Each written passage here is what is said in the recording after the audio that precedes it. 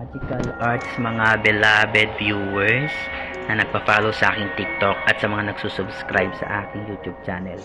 Ito po si Maestro Ryan Comendador, ang inyong Pungsoy Psychic Faith Healer Consultant. Alamin po muna natin ang ating angels for the day bago tayo pumili ng number 1 or number 2, number 3, number 4.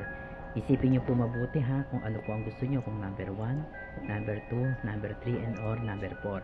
Pero bago tayo magsimula, tingnan natin ang ating angels for the day. Ayan po ang ating angels for the day. Yan.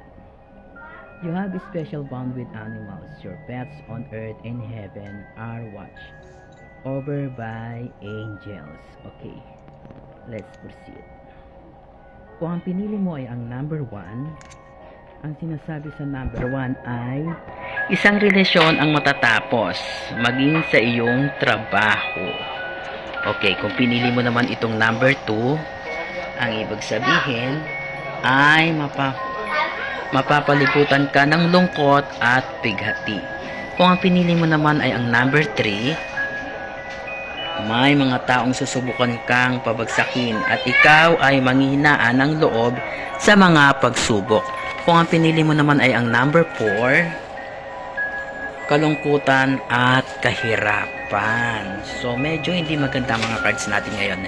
Pero guys, sasabihin ko lang sa inyo, kahit na anuman ang lumabas sa baraha, kailangan maging matatag lang tayo sa ating pananampalataya sa Diyos.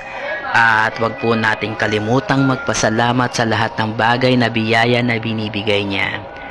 At nang sa ganun po ay manatili ang ating relasyon sa poong may kapal.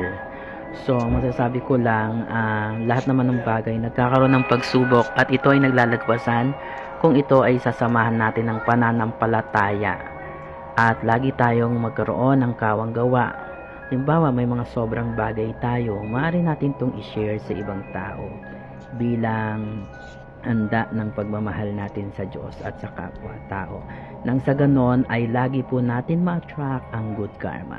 Maraming salamat po.